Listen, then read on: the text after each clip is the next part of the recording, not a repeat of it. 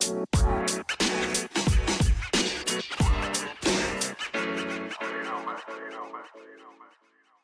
Nuts and Bolts of Writing, Season 2, a podcast where we talk about literature, the ins and outs of writing, and how to actually start writing.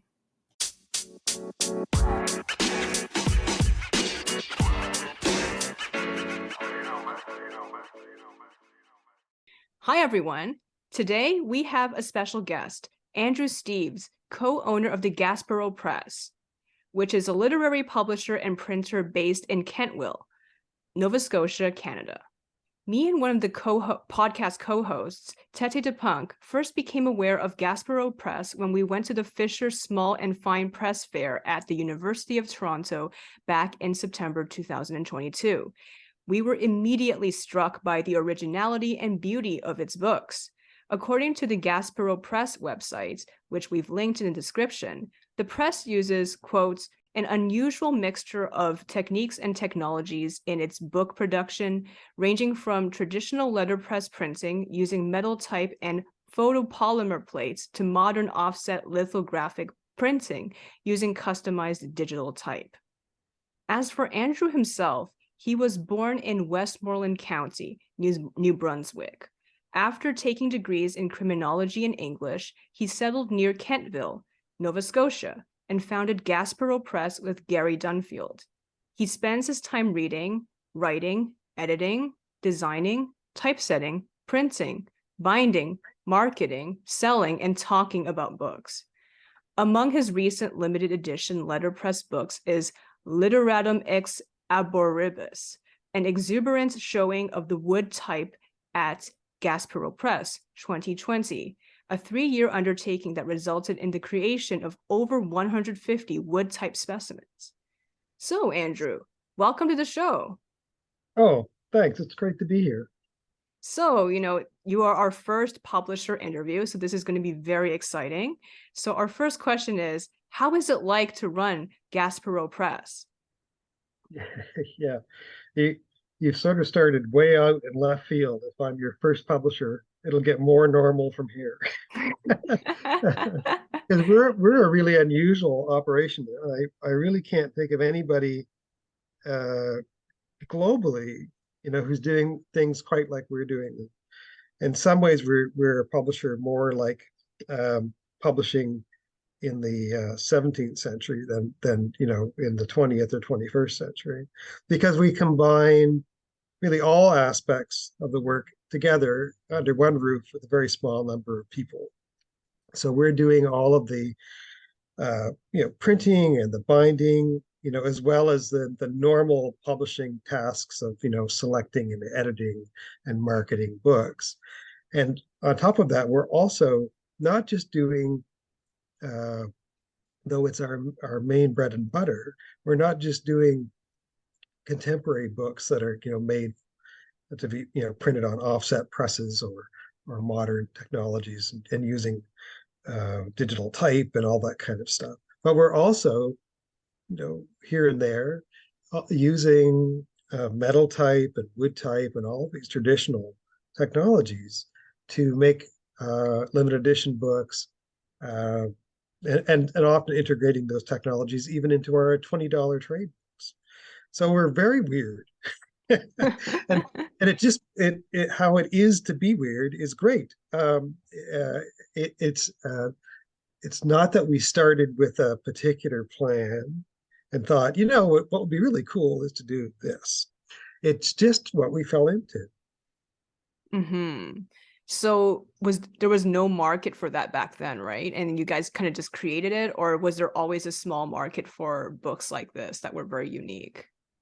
Well, I guess, there's always been, these various segmented parts of it. Like there's long been in Canada a successful stream of literary publishing, of making books that sit in normal bookstores and are bought alongside of the things that the multinational presses are making, and publishing original writers, contemporary writers. So there's always been that going on, and there's also always been people making really fine, special, expensive, limited edition things out of very fine materials.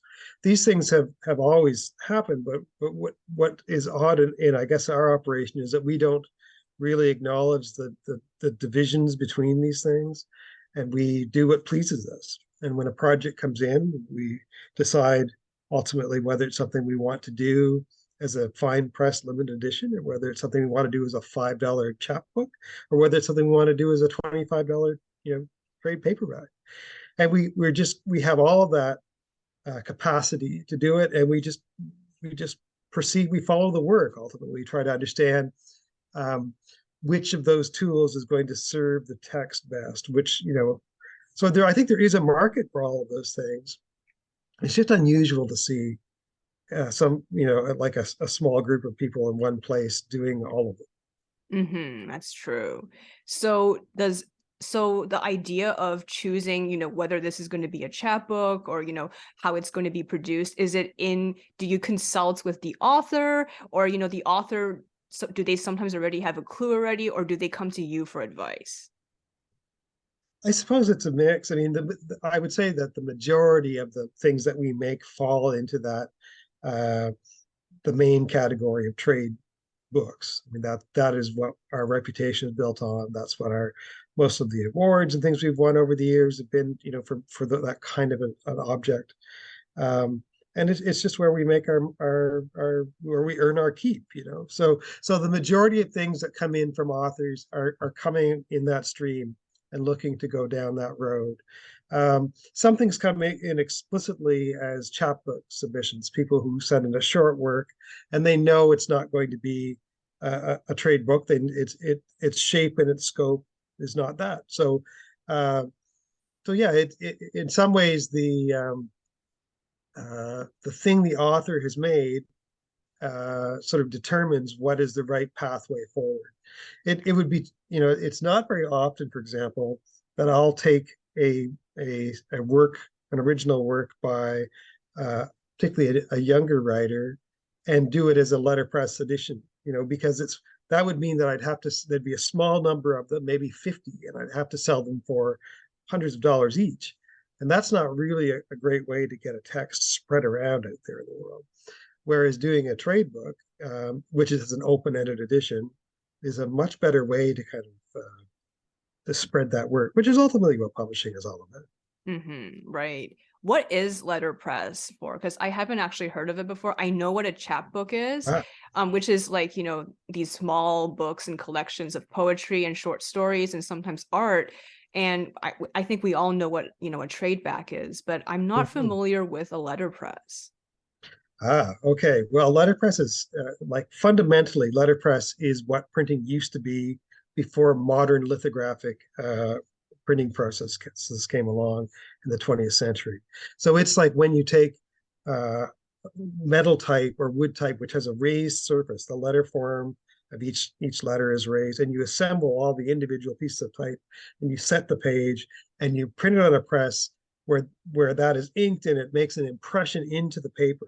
It's a technical process essentially, and this was just normal printing up into the 1970s even, and then the current offset printing presses became more prevalent, and that became normal printing, and more toner based processes off of copiers and laser printers have become more and more used by different types of publishers. So there's all these generations of tools out there, and it's one because of its sort of handcraft element, where you are either casting the type or setting type out of cases.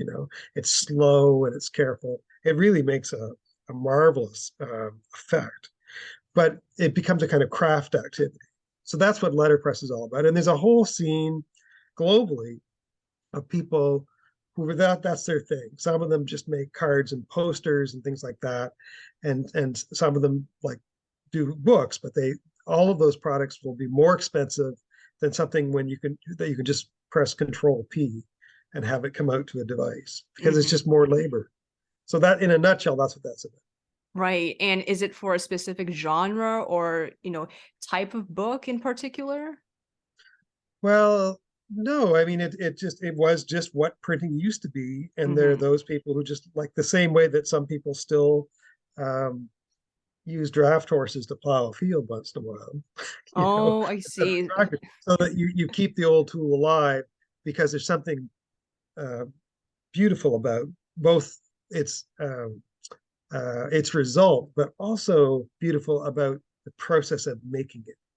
There's something different about its impact on the maker and the user uh, that is, I'm always reluctant to rank these things as better or worse, but it's just different. It's a different characteristic than a page that is printed using more modern methods.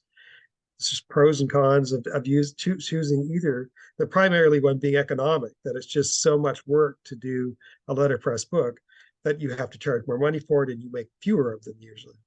I see. Right. So my second question is, what does being a small press publisher mean to you? What's the philosophy behind your publishing program? That's an interesting question, and small press is a frequently used term, but it's one I kind of skirt around just because I've never really felt that the size of a press, in terms of, is it that I'm small, or is it that the list is small, or that the books are small? I mean, what is the small part? But I mean, usually it's talking about economic activity, I suppose. That small as in you're not publishing as many books.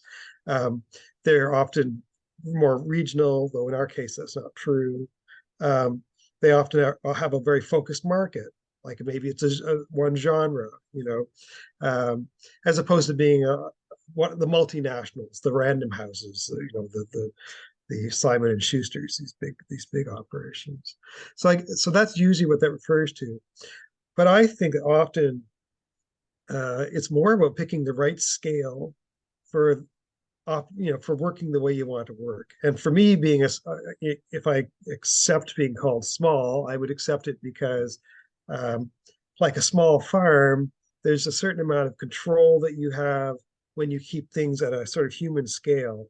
When you are, uh, for us, at one point we had about 9 employees. Early on, when we were trying to figure out what size was the right size, it's not like when you start something out of thin air. There's no manual you go to, and then you go down the table and find out, oh, I need this many people. I should be doing this many books. This is what will work. You just don't really know until you get into it a ways. And one of the factors for us was, as we sort of grew to about 9 people, 9 employees, like I ended up managing people all the time instead of doing things. And I didn't get into publishing to manage other people doing things. I got into publishing to edit and design and to physically, personally make the things.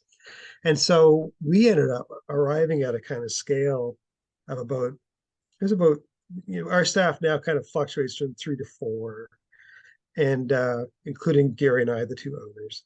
And our list sort of is about a dozen books plus letterpress projects and plus chapbooks, but about a dozen trade books a year. And we find that at that scale, if we do at that scale, then we can we can do it in house. Uh, you stay involved. You end up being someone who's making the things. You're not losing control, and yet it's still big enough that the economics, the cash flow that results, the amount of sales you're able to generate are sufficient to kind of deal with the overheads that we have. So so so I guess that's in terms of the small part, that's that. But I think you probably mean, in part with that question, um, why do it this way? Why do it? Why did I not go look for a job at Random House or something else? Why am I working for a big company, or why did I not make a big company? And it is largely about that control factor, that ability to sort of determine one's own fate to some extent, to always be able to keep your hand in, to never be very distant from anything that goes on. If a book is published by Gaspereau Press, you know that I've been deeply involved in the editorial. I've been deeply involved in the design. I've printed some part of it personally, and Gary and Connie have done the other, parts. So working that way, there's something about that that I find very gratifying. That I don't think I could stand sitting at a desk all day and doing one thing, even if I did that one thing well and liked that one thing. Working this way means that we have a lot of variety and a lot of control. Right. And do you think you also have a closer relationship with the writers because, of the smaller scale as well? Oh, I think that's 100% true. Yeah. Yeah, because it's not that. So the people at a smaller press like Gaspereau who are making the decision about what books to do are also the people who are making the decisions about, what the cover is going to look like, how we're going to market it. Um, there's just not a lot of separation, and that is more advantages than disadvantages, I think.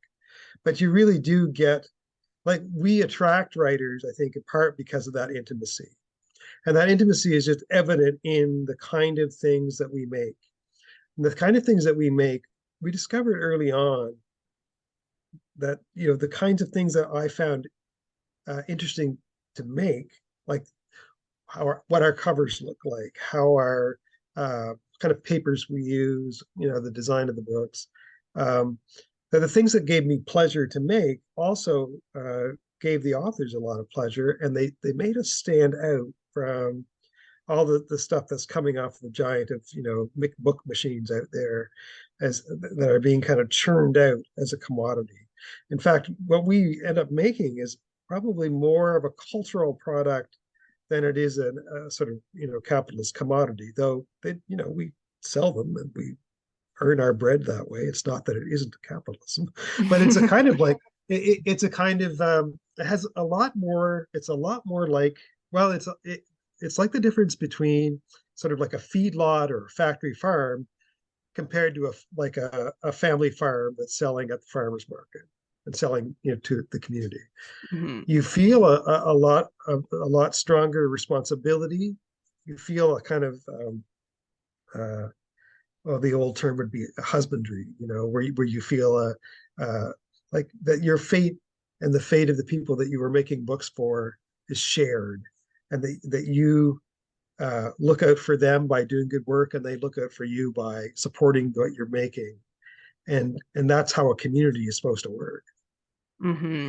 Definitely. I think many writers, including many people I've interviewed and even myself, are looking for a community. So this is very important because especially, in this age, there's so many choices, there's so many publishers, so many different communities to join, but so many of them are so detached and so hard to get your stuff out there.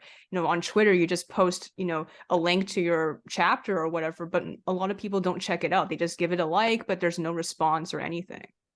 Yeah, and it becomes just a more basic mercantile transactional kind of relationship where you need them because they have access to the marketplace, and they need you because you have content, but there isn't a real connection. And I think that publishing is at its best when it is more than mere commerce, when it is about sort of helping the community talk to itself, to tell its story. And to do that requires engaging, like on a personal level. And even in the big, I want to be clear, I mean, even in the big multinationals, as sort of cold-hearted as they are as corporations, there's like super good people working in those companies often at the editorial level. They just don't have as much agency, like they're really not the ones always often calling the shots. So no matter how strong your personal relationship is with an editor, if they're not, if they don't have real pull, at the publishing house, like it only helps so much. Absolutely. So, third question is, how have you been able to attract so many talented writers? Oh, that's who knows? I, I I mean, really, I mean, so as a publisher, one of the things that you are there's some instances where this is not true, but as a literary publisher, generally speaking, you're not going out and asking people to write specific things. You're waiting. You're going to the mailbox, right? And people have randomly decided to send you something. It's random to you anyway. It's not random to them. They're making choices. But I have a two milk cartons under my desk at the moment full of manuscripts. We probably see about 500 a year, which, given a scale of our output, is probably about in line. It would be much, much bigger for bigger houses. But I look at about 400 manuscripts a year, and I have no control over what's in that milk crate.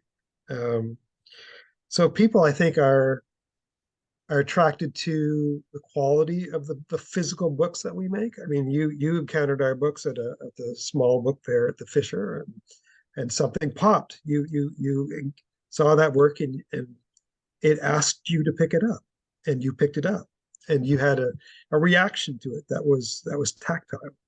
And we have worked hard to make books that evoke that kind of reaction in people. And it's, initially that things we were doing, it just gave us pleasure to do them that way.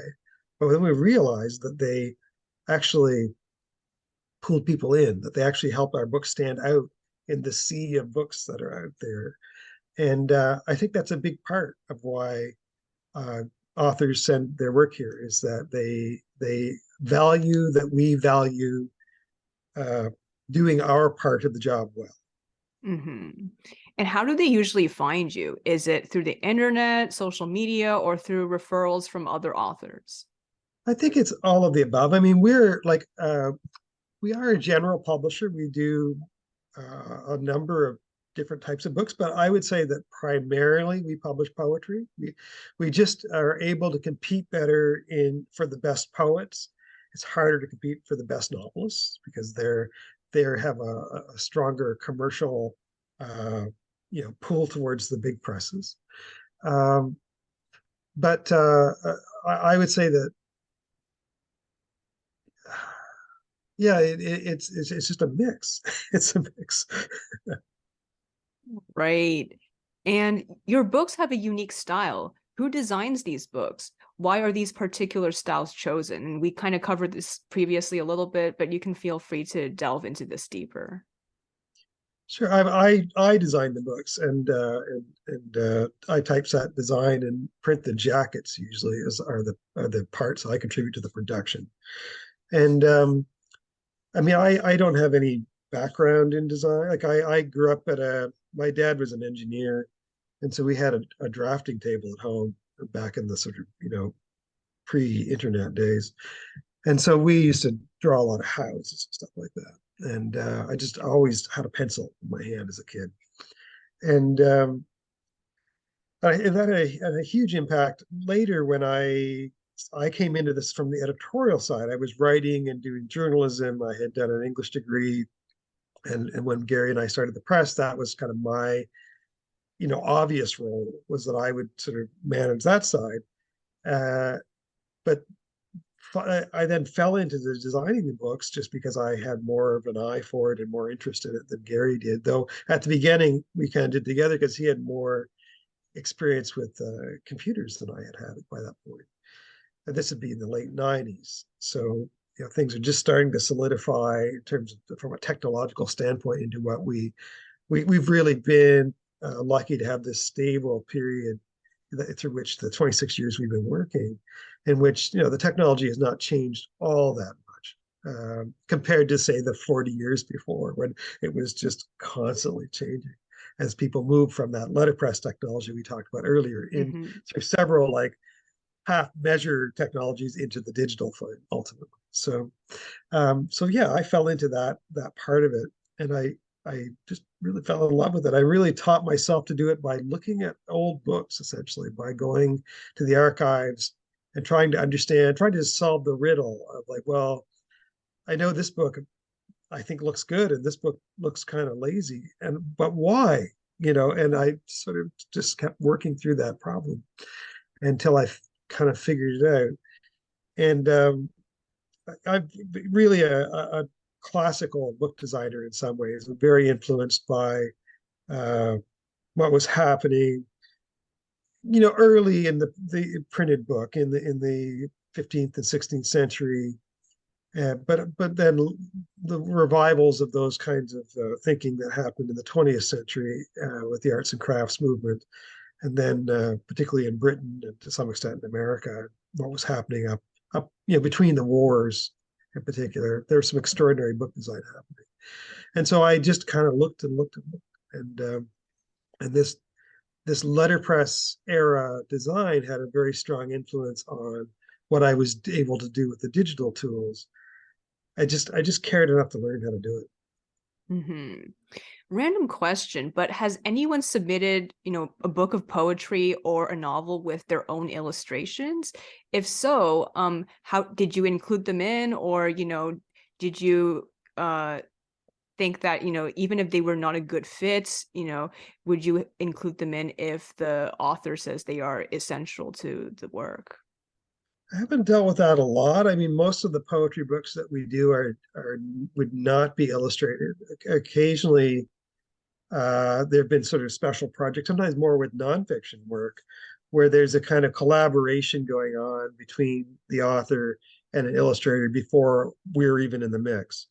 And so when it's sort of essentially interwoven, you kind of have to respect that. It's not the time to you kind of take it as a package or you don't take it. Mm-hmm. Um, so we really haven't had certainly haven't had issues with that kind of thing. But with the majority of the types of books we do, it's not really an issue. It's not like, say, publishing young adult novels or a collaborative graphic novel or something where that would be an issue. And certainly some publishers are very particularly about using their people. They have a certain look they want, and others are happy to have that problem already solved. It really depends. Right. Yeah. Because, I did submit a manuscript to some different publishers last year, and I did include some of the illustrations I made, and I got rejected by all of the places. So I was wondering, is it because they do not want, necessarily want someone to make their own illustrations? Because from what I've seen, it seems like most publishers create their own covers, but then most authors don't create their own artwork, so it's hard to determine for me. Yeah, I would say it's kind of an unusual case. I wouldn't think that um, there's any number of reasons why a publisher is not accepting a book. And only sometimes do they reflect on the quality of what was submitted. I mean, very often it's simply publishers are making, I mean, you asked, the question, how do you attract so many talented writers? Well, partly because there are so many talented writers. Uh, I would say of the books that I'm reviewing in a year, that the great majority of them are publishable. Like that there's not, it's not like the top half are just like, oh, that's never going to be published. Yeah. It's not like that. I mean, there's some things that come in. It's just either they're not suitable for us, or they're just not there in terms of their quality. But on the whole, it's mostly good things coming in, and a publisher is making choices in terms of their own priorities and what fits their program and their own taste. And so it is hard to look at something like, did sending illustrations help or hinder? It's not that simple. It's more of there's more algebra to this equation than you think. Yes. I figured I had to ask because I was like, if I submit my manuscript without illustrations, will I have a higher chance? One of my friends said yes. So I'm gonna try doing that and seeing, if that has a higher chance for certain people. I don't think so. I mean, at the end of the day, I mean, you have publishers have their own needs and their own areas of interest and their own specialties. So you've got that factor. But beyond that, an editor is a reader responding to the story that you're putting in front of them. And either they feel that story is something they can serve, or they feel it isn't. And the presence of illustrations, might help, but also I can't see it being the thing that makes them go, we would do this except for these illustrations. That's true. They either get it or they don't get it. It either fits their thing or it doesn't fit their thing. That's true, right? So where do you see Gaspereau Press 5 years from now? It's kind of a hard question. It's I'm 53. I've been at this for 26 years. I feel I have a fair amount of time left, but as you sort of get I think the responsible thing when you get over 50 and you've been doing something a while is to start thinking about, does the thing that we've made, does this thing that we've made, does it have legs beyond the personalities that started it?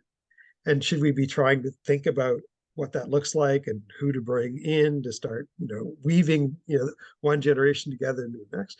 Or is it just something that is the magic of our own personalities and our own interests? And when we're gone, it's just not going to work. So I really don't know the answer to that question. We're really just starting to think about it. So in 5 years, I expect to be sitting and standing and running around here doing hopefully just about the same thing, continuing to sort of make books this interesting way that we make books. Mm-hmm. What challenges do you face in the press and publishing market? I think that most of the challenges that publishers face are just the same challenges that everybody's facing. We're looking at some really serious issues with climate, and it's going to start to put the squeeze on all kinds of industries in terms of what materials are available, what energy costs to produce things, how you can move people and things around. Like, is the airplane going to be viable, as in 20 years? So these are I think the real challenge. Like, publishers will, if you give publishers an opportunity, generally they will complain. They will find a way to paint themselves as the victim of not enough funding, or not enough this, or not enough that. And it's mostly nonsense. I think it's a very reasonable industry where there's a lot of potential, but you have to sort of get rid of this crazy notion of constant growth, which is the bane of our communities generally. You have to kind of come to a reasonable notion of what you can do, and with the resources you have, what the community needs, and how to provide that need. If those are your what are guiding you, then you'll be fine. When in the early days of publishing, it was very likely that if you published a book by a Protestant in a Catholic regime, you're going to end up with your head on the end of a pike at the city gates. Now, that's never been a worry for me in my publishing career. So I like those odds. I mean, I think we're at a time, here in Canada, I'm working at a time where freedom of speech is well established, freedom of the press is well established. There is we live in a country where there are people interested in literature, where people interested in these questions of, what are we doing? Who are we to each other? And they want to talk about these things through literature. And so I can't complain. I think it's a really great way to make a contribution to my community. That's a wonderful way to put it. It's wonderful. I love it. Well, thank you so much for coming on. We learned so much, and, I can't wait to, interview more publishers like yourself. And, if you want to come back onto the podcast, you are perfectly welcome. Oh, I'd be happy to come on sometime if there's a specific thing that I can help talk about, or you ever want to do a panel or something. Because one of the things you'll find as you interview some other publishers is you're going to find a real range of philosophies, a real range of interests, and a real range of personalities.